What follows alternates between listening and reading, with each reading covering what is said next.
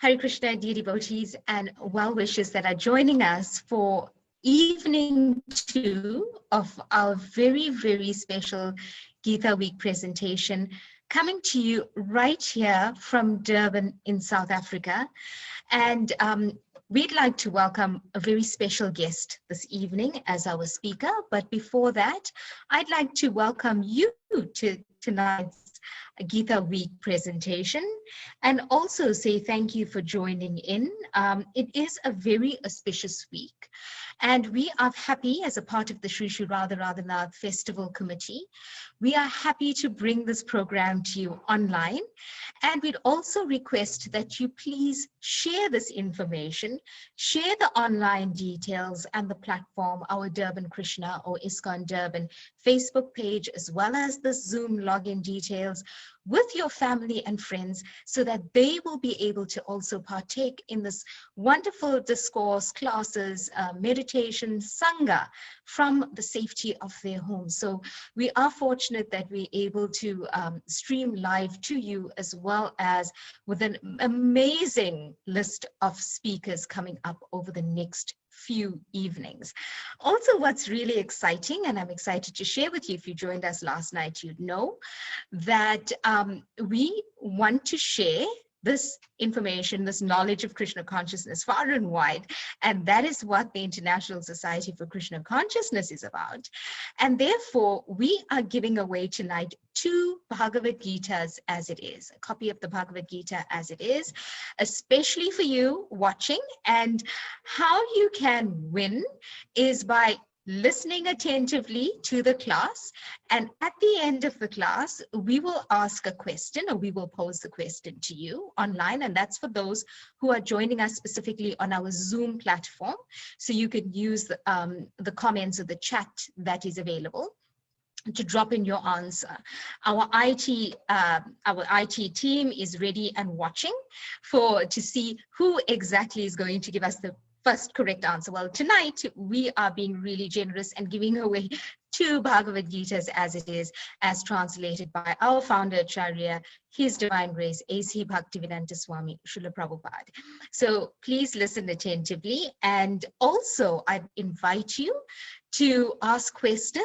You were more than welcome to ask questions on our Facebook page, as well as on our Zoom platform. And by around 8:15, we will pose that questions to our guest speaker this evening. And I can see His Grace Bhuta Bhavana Das is online with us, and I'm so happy and excited to introduce our very, very special guest.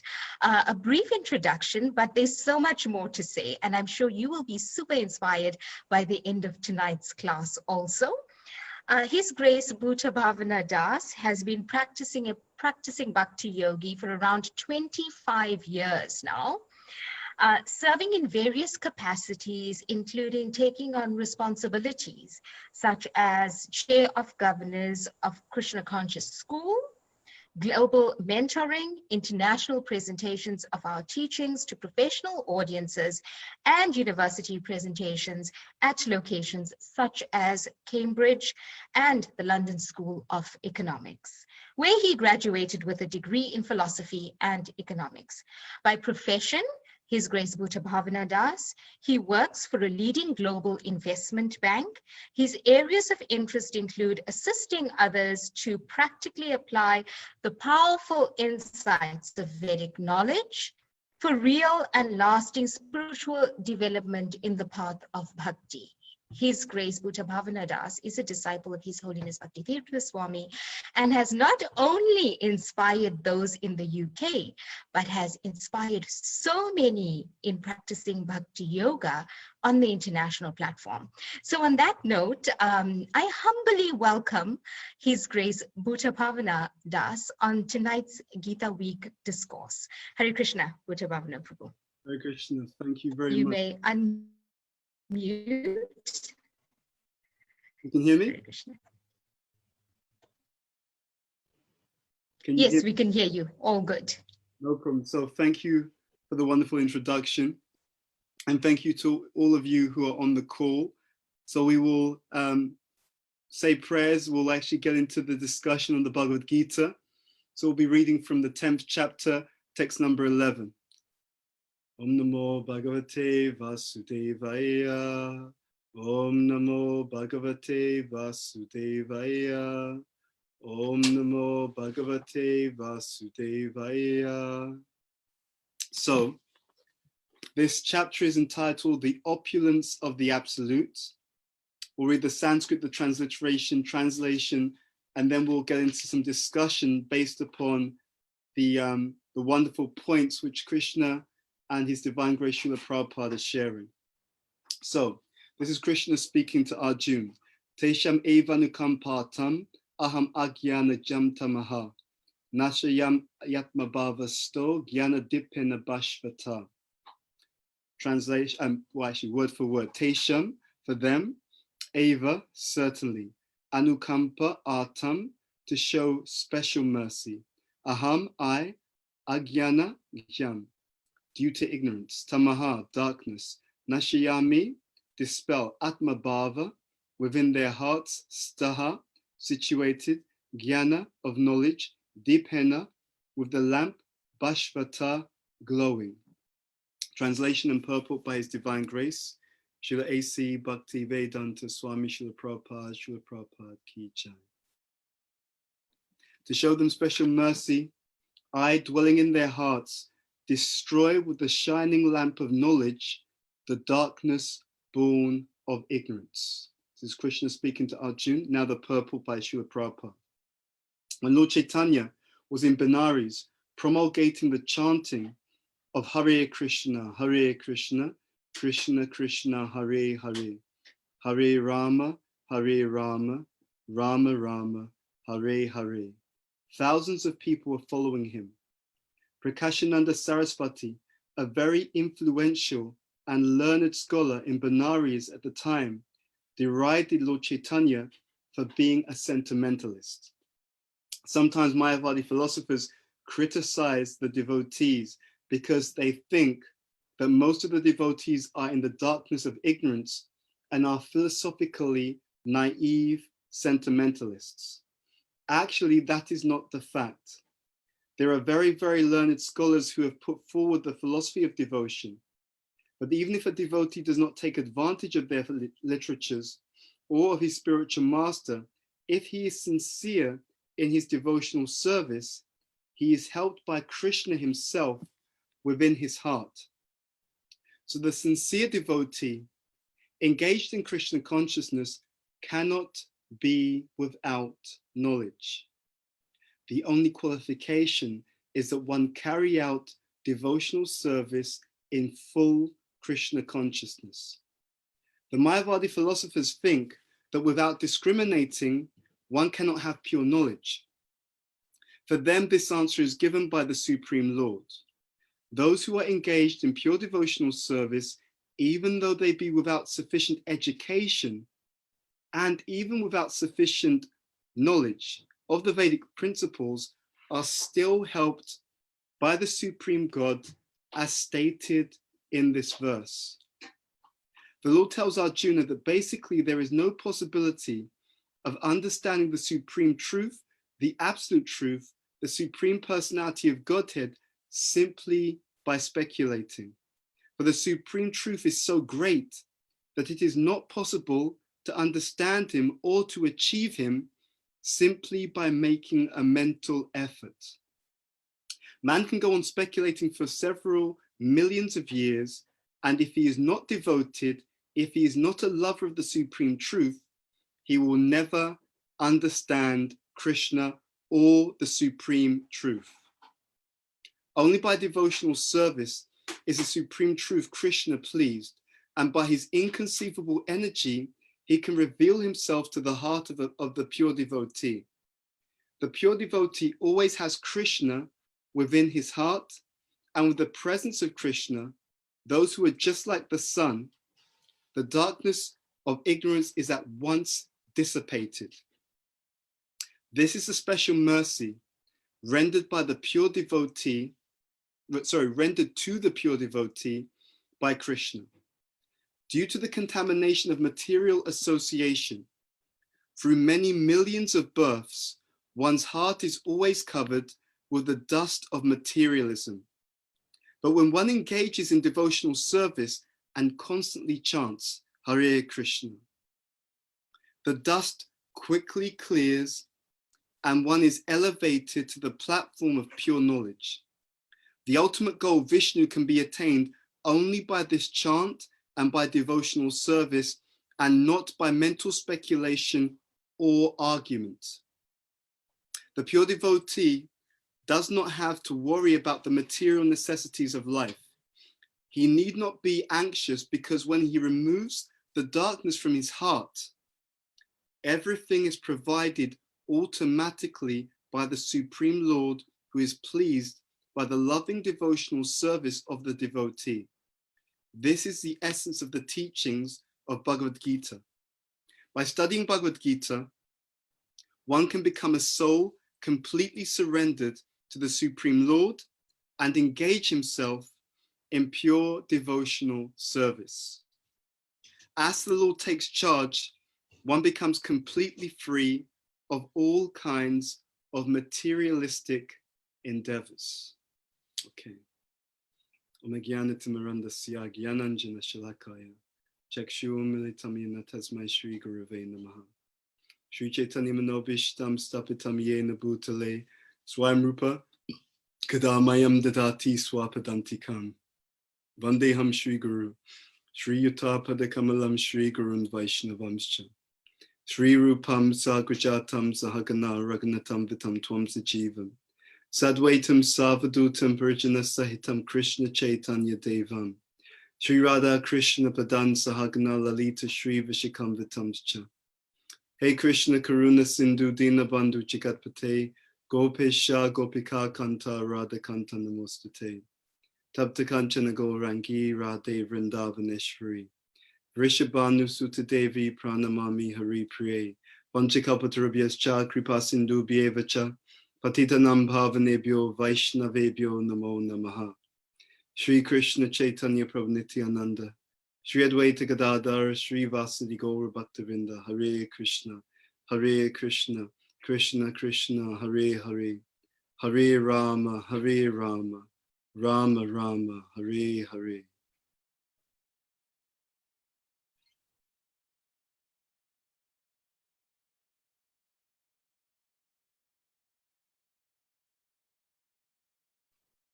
So this verse in the Bhagavad Gita, as literally all the verses in the Bhagavad Gita are, is extremely deep and powerful, but it is also extremely practical. Krishna is speaking to Arjuna, and what he's really speaking about in this verse is the process of revelation. Okay? He's speaking to Arjuna about how one gains perfect understanding. In the modern world, we have a big issue. We have a big issue in the modern world because in the modern context, everyone has such extraordinary pride. In the modern context, in the modern world, there is a pandemic of arrogance. And that pandemic of arrogance leads to blindness.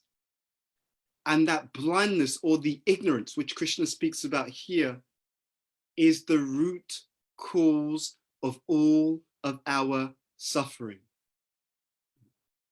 That is our teaching.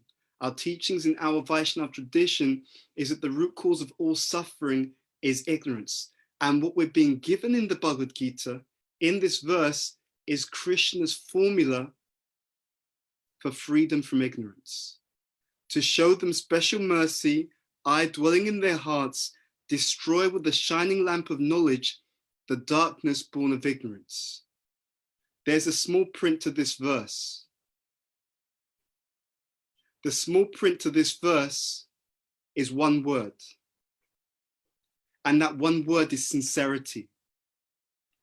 In the Bhagavad Gita, Krishna will go on to say that he goes on to talk about how he gives knowledge, remembrance, and forgetfulness. So in Bhagavad Gita 15:15, Krishna makes this point, which is absolutely critical and which very much links with what we're reading here. Krishna is making the point, Sarvasya chahamriti shani vishto matas smriti jnanam apohanam cha.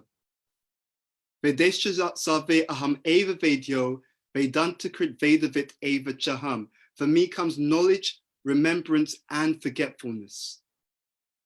Now, what does that mean? Why knowledge? Why remembrance? Why forgetfulness? The root cause of all these responses is sincerity of desire. So if someone is sincerely wanting to know the truth, they get one response. If someone is sincerely wanting to be ignorant, they get another response. So what we know and what we don't know in regards to the absolute truth is based upon the sincerity of our desire to know. You have many people in the world right now who are atheists. I saw a debate a while ago, and it was a famous atheist, and they were in a debate with someone who believed in God, and they were having these arguments back and forth. And I was thinking that this atheist, the reason why he doesn't understand the truth is because deep within the core of their hearts, they don't want to. And that unwillingness to know the truth, it also links to something else. The unwillingness to know the truth also links to the unwillingness to be humble. Prabhupada says in this purport that actually the truth cannot be known just by making a mental effort. He said, man can go on speculating for several millions of years, and if he is not devoted, if he is not a lover of the supreme truth, he will never understand Krishna or the supreme truth. It's a very, very powerful point. If someone is more powerful than us, the only way that they can be realized or understood is by their own willingness to reveal themselves. Very simple. So what happens in the modern society, people want to argue about something. So someone has an argument, okay, I believe in God and I argue I argue my logic. Someone else says, I don't believe in God, and they argue their logic. The devotees of the Supreme Personality of Godhead, we take a different approach. Although our philosophy gives so many reasonable points, our principles end in practice.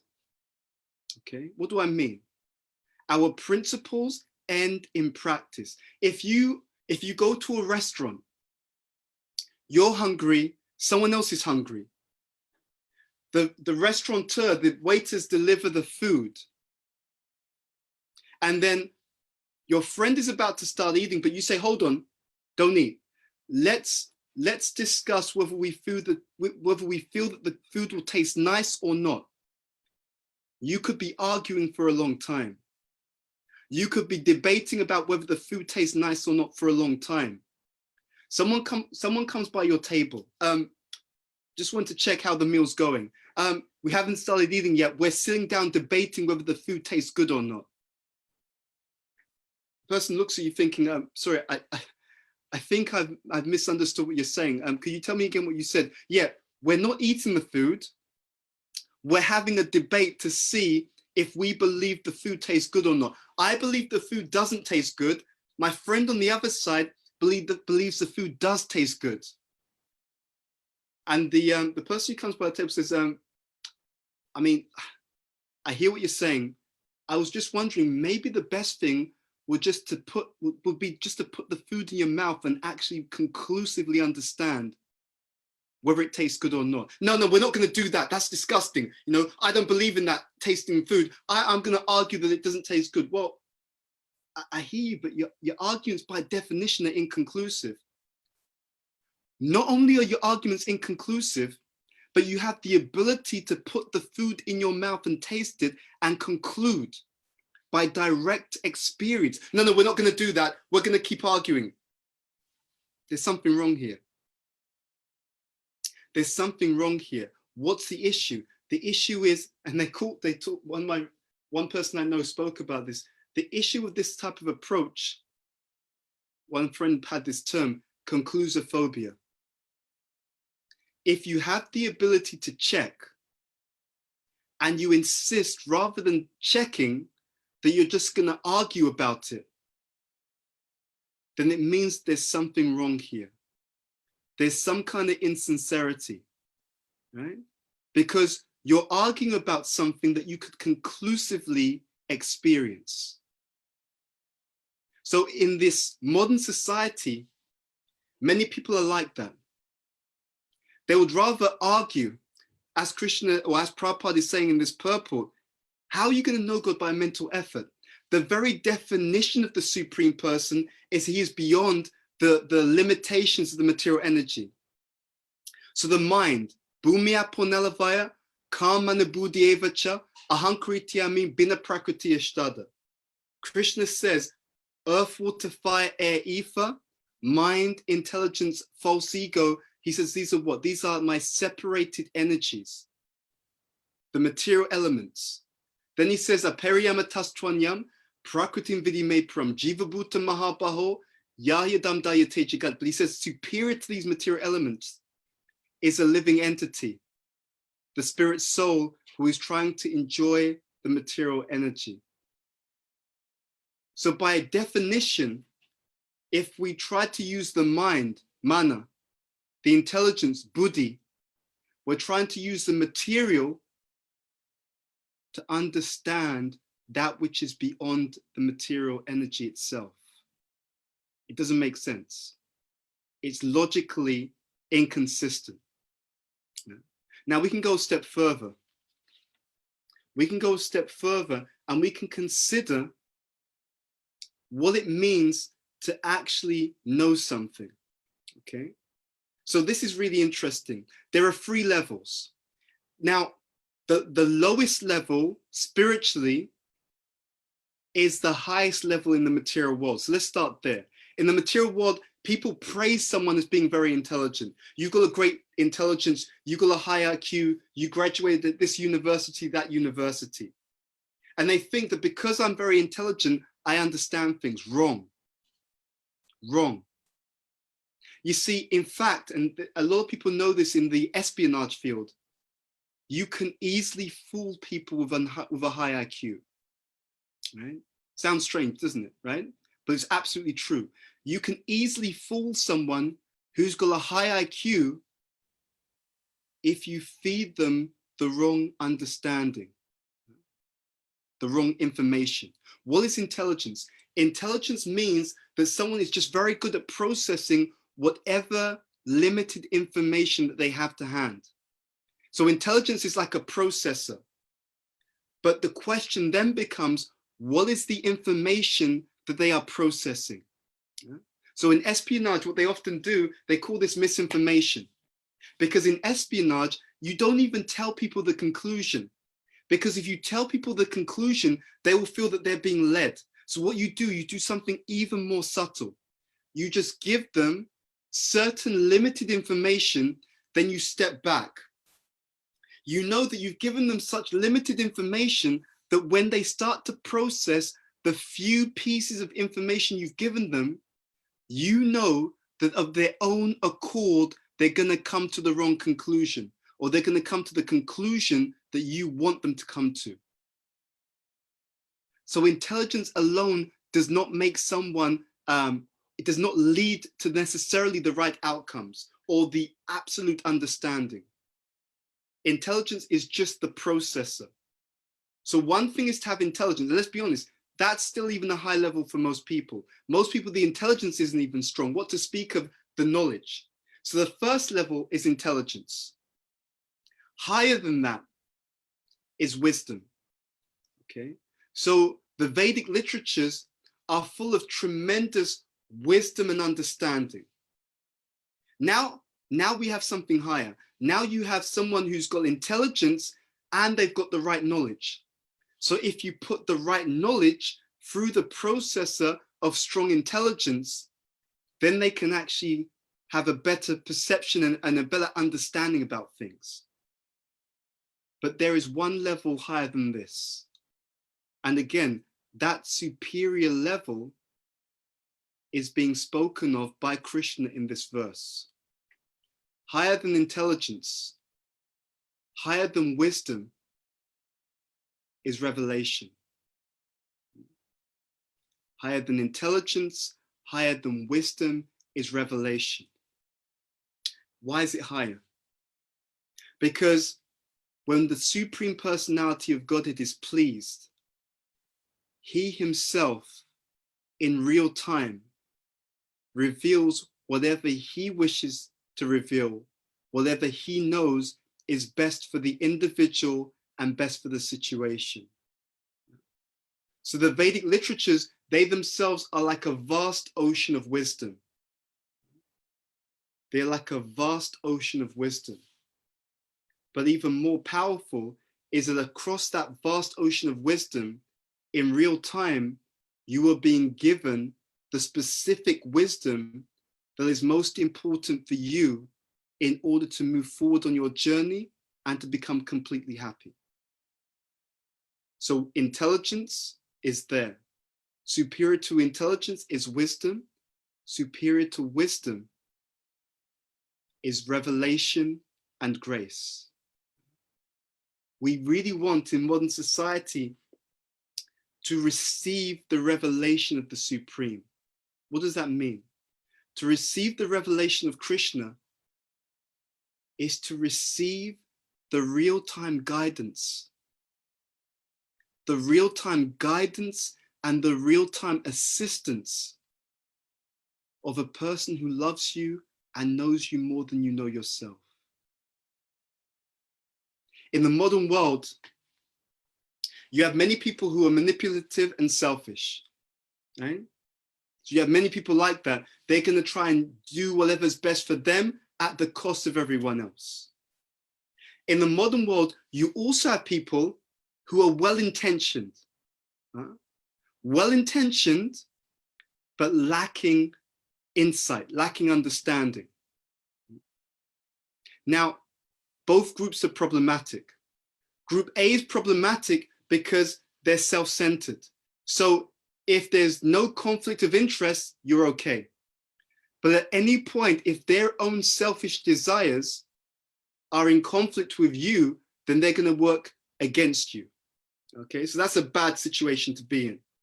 But the other side is also bad. The other side in some ways is even worse. Many of us know people who have a good heart, are nice guys or nice girls, but they lack wisdom, they lack insight. So what happens in that case is that the sentimental people come across the self-centered people. And when that well-intentioned sentimental person comes across people who are a bit cutthroat, who are a bit self-centered, they can get misused, mistreated, exploited. And you know what's funny? Some of the people that you meet in the world who are bitter, resentful, who may even be cutthroat, they used to be the good guy and the good girl. They used to be that open-hearted person. And what happened was they were misused, mistreated, manipulated, exploited, and after a certain point, their hearts became cold. I call this heart freeze. The warm-hearted, soft-hearted person, after being taken advantage of so many times, practically loses their faith in the goodness of humanity. And then their heart shuts down. Their heart shuts down. So both sides are problematic. The self-centered person is problematic. The nice guy, but who does not have wisdom, is also problematic. But Krishna consciousness, it goes in a different direction. when that sincere desire to know the truth is empowered by spiritual revelation, then you become the wisest, the sharpest, and at the same time, the most sincere. Literally, in the modern society, there is a need to protect the heart by spiritual wisdom. There's a need to maneuver the challenges of the material world with spiritual perception. And the solution, therefore, the solution that Krishna is giving here is to turn to the Supreme. By engaging in devotional service, one gains a superior revelation by mercy. By engaging in devotional activities, as is explained here, all the things which are clouding the heart, all the things which are clouding the perception, they're removed so that one can literally directly perceive the truth. So it's not a question of believing the truth. It's a question of being able to directly perceive the truth. We're not talking about being self-centered. We're not talking about being sentimental. We're talking about being a seer of the spiritual. This sentiment is a real issue. Imagine that your child has an emergency, a health emergency, and you rush your child to hospital. You bring them before the doctor, and you're like, doctor, my child, there seems to be something wrong. They're struggling to breathe. And the doctor says, no worries, I'm going to help. Stand aside. Okay, we're going to help your child. And the doctor is starting to explore and examine your child to see what's wrong. And your doctor's like, don't worry, it's going to be okay. We're going to help your child. I've never done this before, but I'm really sincere. I've never done this before. In fact, I don't know anything about medicine, but I'm really sincere. So it's going to be okay. You would be horrified.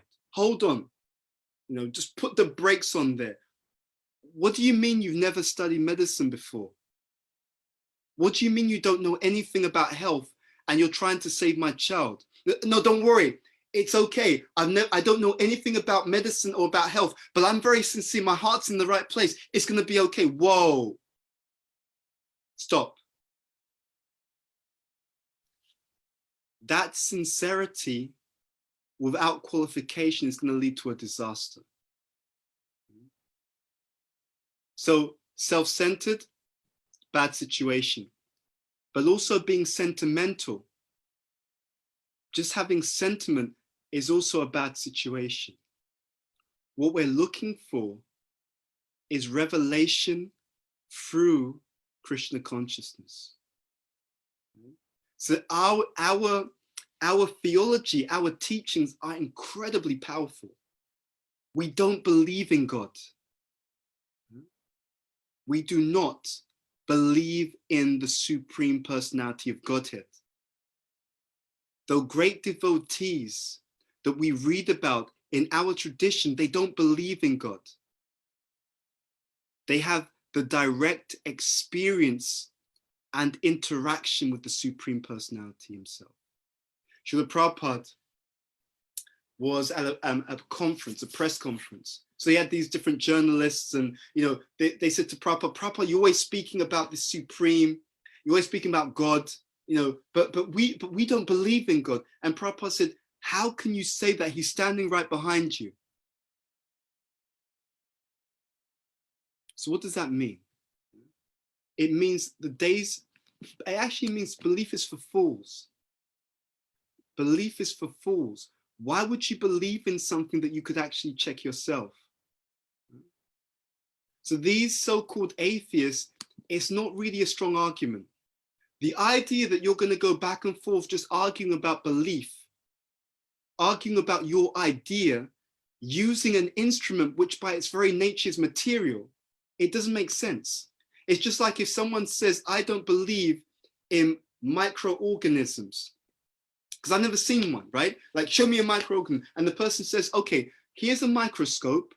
If you just look into the microscope, you can see microorganisms. I'm not going to look into the microscope. I don't believe in microscopes. Well, what are you talking about?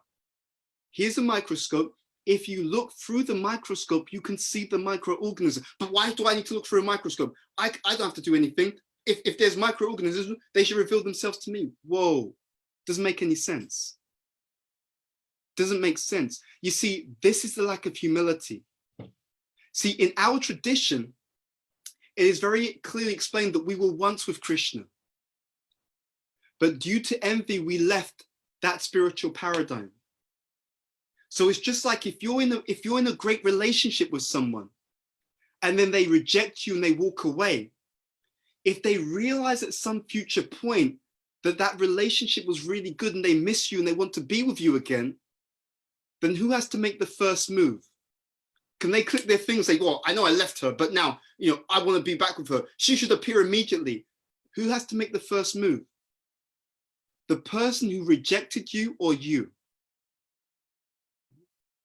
It doesn't make sense. It doesn't make sense in that context of leaving the Supreme Lord to say that now I've changed my mind, he should immediately appear before me. That is the false arrogance, the false pride of the materialistic idea. That when I click my fingers, immediately God should come running. No. One other thing, and then we'll open up for questions.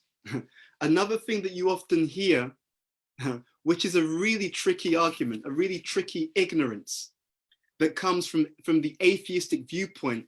They'll say things like, if God's all good, why are there people suffering? Okay, now let's pause for a moment. When you hear many of these arguments, one of the things that you can do is look for the unconscious assumption. So right now in the modern world, everyone's speaking about unconscious bias. Okay, so when someone says, if there's a supreme God, why is there people suffering in the material world? So let's stop, let's pause.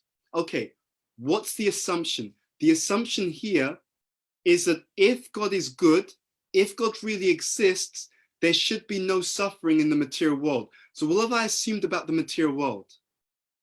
What I've assumed about the material world is that the material world is our home. Where did that assumption come from?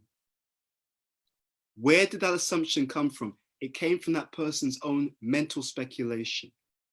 Right? Whoever told you the material world is your home? Now, what is our response? Our response is that the material world is a prison. So therefore, the suffering that we see in the material world is completely consistent with our teaching. It's just like if you go into a prison and you're going to visit someone, and as you're walking to visit that person, you see one of the prisoners. The prisoner's like, excuse me, prison guard. There seems to be something wrong with the prison here. I mean, look at this door. This door seems to be jammed. I can't seem to get in and out whenever I want. Could you maybe fix the door so it can open up whenever I want? No, it's not an accident that the door isn't opening whenever you want. That's a prison cell. The fact that you can't get out of the prison when you feel like it, it's designed to be like that. Yeah? So we're only able to understand something properly in relation or reference to its purpose. If you don't understand its purpose, you won't be able to evaluate it properly. So the material world is the prison. That's directly stated in our teachings. The material world is the prison house for those who are envious of Krishna. Those who wanted to try to enjoy separately from the Supreme. So the fact that they're suffering in the material world is a distinct feature of the material energy. And Krishna makes this point specifically. Mamai vamso jiva loke, jiva bhuta sanatana, banashishtani indriyani, prakriti shtani kashati. Mama eva amsa. Krishna says, the living entities are my amsa. They're parts and parcels of me. But due to conditional life, he says what? Mana shishtani indriyani. Mana means mind. Shishtani means 6. Indriyani means the senses. But due to conditional life, they're struggling with the 6 senses, including the mind. They're struggling with the body. They're struggling in the material world. It is the very nature of the material energy in that it causes struggle. But there's a way out.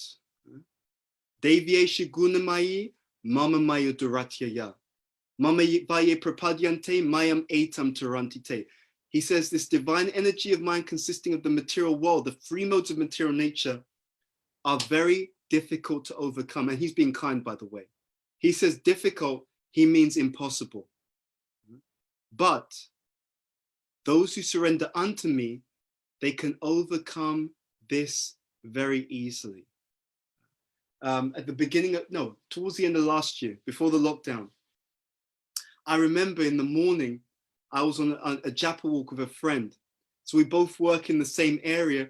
We were going for a morning walk and just, chanting. And, it's a corporate area. And as you look around, you'll see many corporate professionals and they're going for a jog before work. And it was really interesting because as we were observing them, I had a very distinct realization. I could understand that if you were to ask these people, what are you doing in the morning?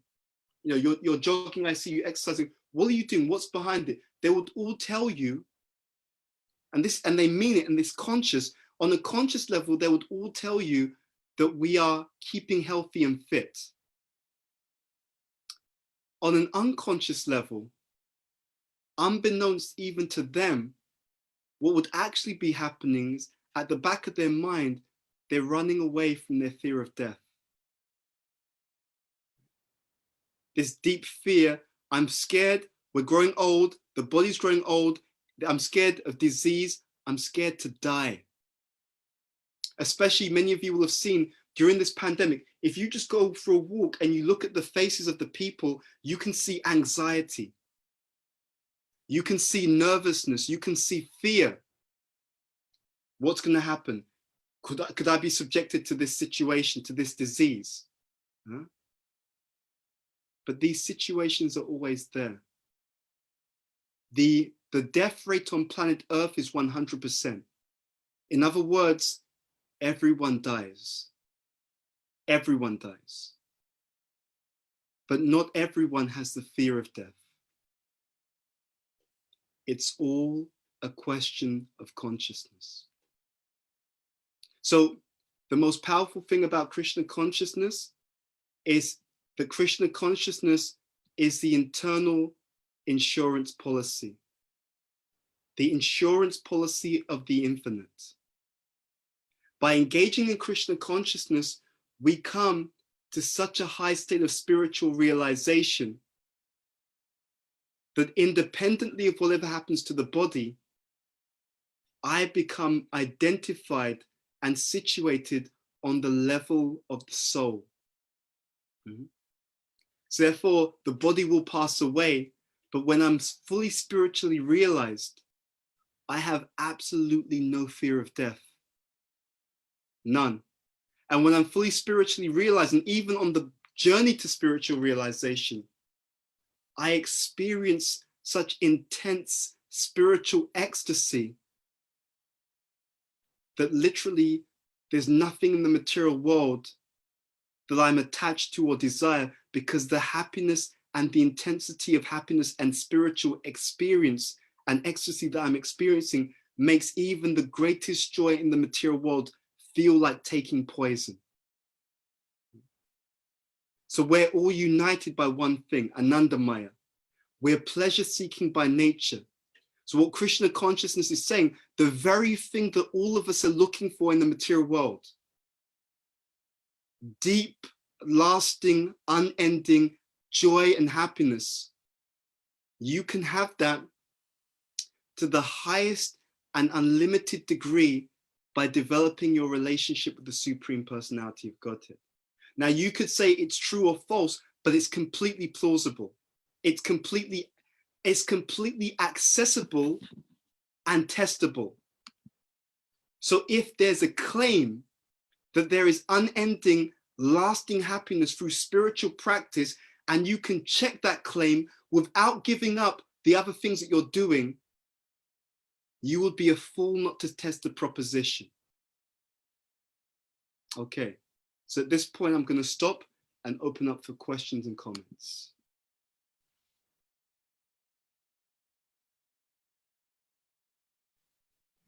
Hare Krishna. Thank you so much, Bhuta, Bhavana, Prabhu, and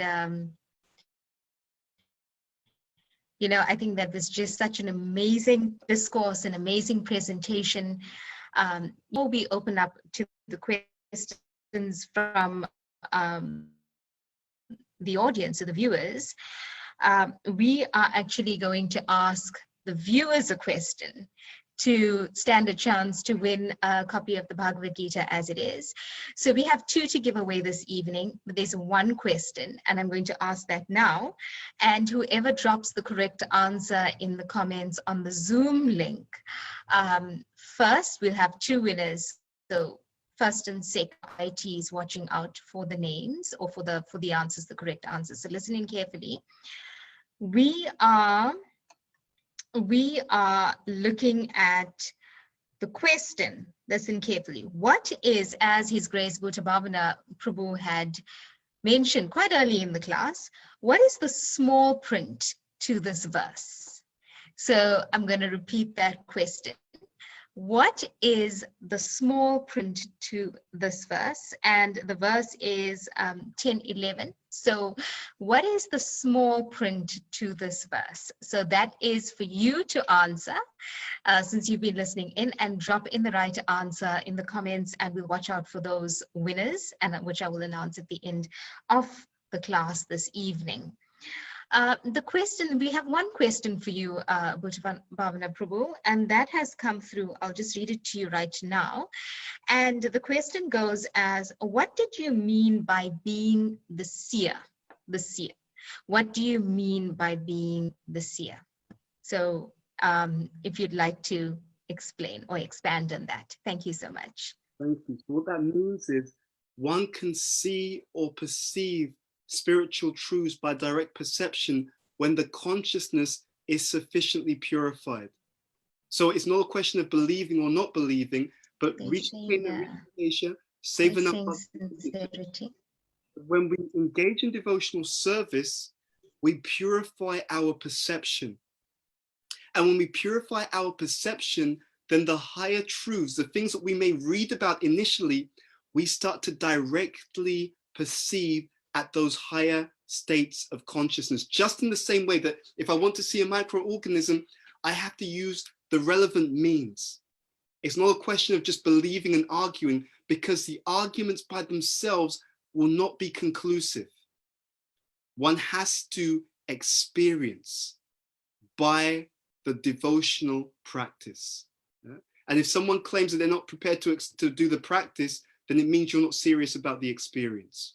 Just like if someone says, I want to be a doctor, but you're not prepared to study, you're not prepared to learn how to perform an operation, then do you really want to become a doctor? Or are you just saying that you want to become a doctor? You see, the conclusion of sincerity is to follow the correct procedure. So someone who's not prepared to do what it takes, that means that you're not really interested in knowing that truth. It's all about humility.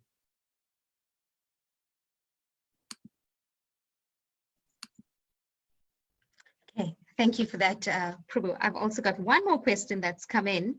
And the question is, and this is a broad one, so you're going to have to refine it somehow. And it says, Hare Krishna, how do you balance spiritual life with material life? So we're talking about the balancing act there. How do we balance spiritual and material life? I'll hand over to you. Okay, so it depends on how you define spiritual and material. Okay, but I will give you a different way of looking at it. My simple answer is you don't balance it. What you do is you integrate it. Okay, so what do I mean by integrate? The wonderful thing about Krishna consciousness is it can be practiced by anyone. And it's not about giving up a situation externally. It's about how we use that situation. So an interesting story. So there was a king, and he had a huge kingdom, great opulence, power, majesty, etc. The king was also very spiritual. He had a guru. And over many years, in his heart, he longed to serve his spiritual master. He longed to give up all the political, managerial responsibilities of the kingdom and just surrender to his guru and develop his relationship with God.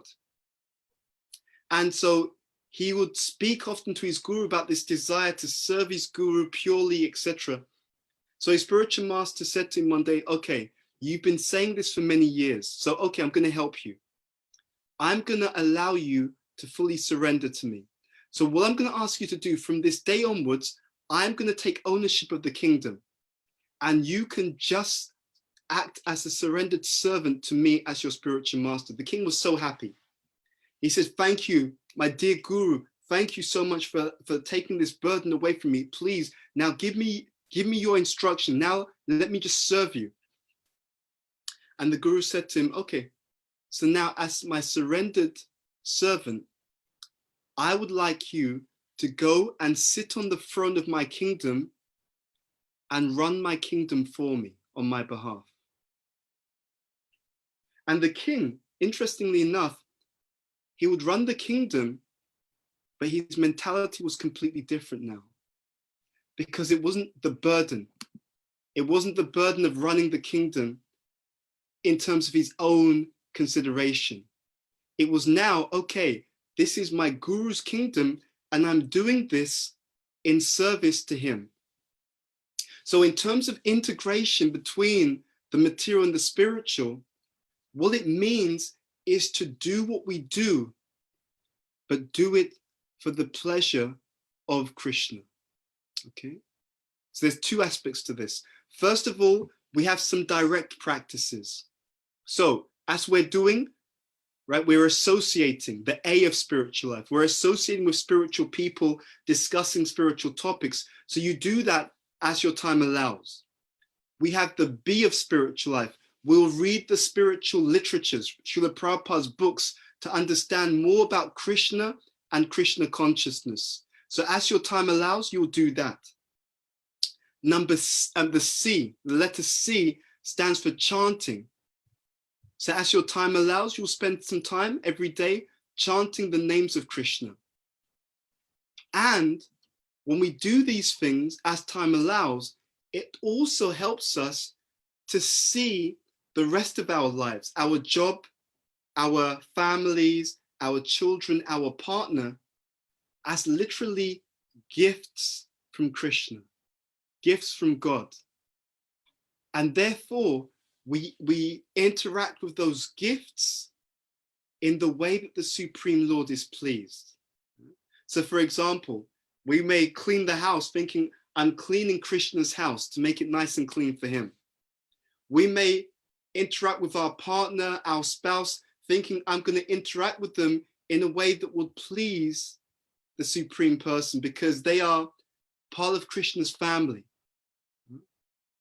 So we can integrate. And usually what this means practically is that we can spend some time at the beginning of our day doing some chanting, doing some reading, etc. And then that will spiritualize our mentality. So then as we do our job, as we do all these things, we can literally reflect on and see spiritual lessons through our day-to-day activities. So it's not about balancing, it is rather about integrating. If I use what I have in a way that reminds me of my goal of coming closer to God, then everything in my life has literally become spiritualized. And even in our job, we may give out prasadam to our colleagues.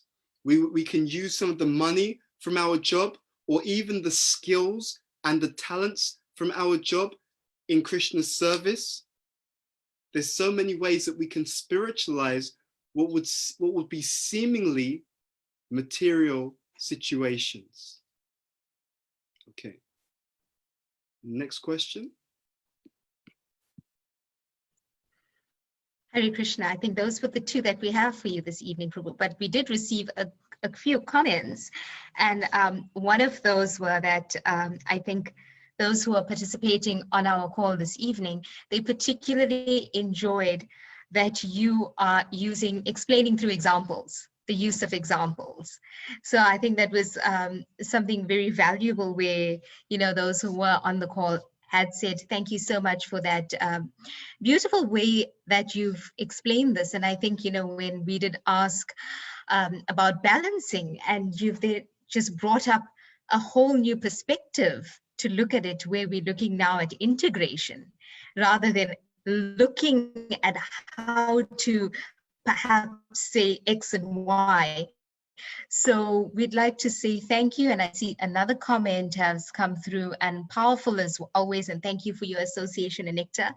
So here in Durban, we'd like to say deep gratitude to you, sincere appreciation for your time and for sharing that pearl of wisdom with us, and the levels especially that you spoke about in terms of our deeper understanding, our sincerity. And we do have two winners that we were looking for to the question that I asked, the small print of the verse. So we have two winners, and the answer to that was sincerity. And one is Chris Ramdas. So congratulations. Please private message the host on Zoom your details so we can connect with you. And we've got a Facebook winner this evening also, and that is Amrita Jiwan.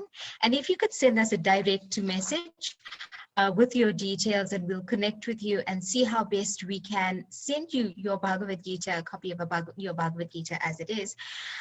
It's very exciting to be able to host international speakers, and I'm so glad that people are actually enjoying this platform of sharing and asking questions. Tomorrow evening, we hope that you would join us also, where we're going to have His Grace Nishingananda Das, a disciple of Srila Prabhupada, who joined ISKCON in 1971 and was initiated in 1972. And as you may know, ISKCON TV, ITV, those beautiful video productions that used to be out quite a while ago, but still we do have them now and then coming up. Nishingananda Das is actually the producer of ITV. So we're going to host him tomorrow evening. And currently he's also the chairman of the Spiritual Advisory Bhagavat Assembly, the Sabha of the GBC. So we're very excited to actually host His Grace Nishingananda Das tomorrow evening, a disciple of Srila Prabhupada. And we're hoping that you would share this information, all the links and the platforms, to all those you know. I'm seeing here, Bhuta, Bhavana, Prabhu, that there's so many comments, even if you just look under the chat, that there's so many people, devotees, well-wishers out there this evening who are expressing their gratitude for your amazing discourse this evening. So once again, we'd like to say thank you. And I take, as a part of the Shri Shri Radha Radhanath Temple Management Team, I'd like to offer our gratitude. And once again, hopefully we can interact and invite you on our platform soon, so we can have your association. Thank you so much. And we look forward to seeing you all once again tomorrow evening. Thank you. Hare Krishna. Hare Krishna. Hare Krishna. Thank you. Hare Krishna.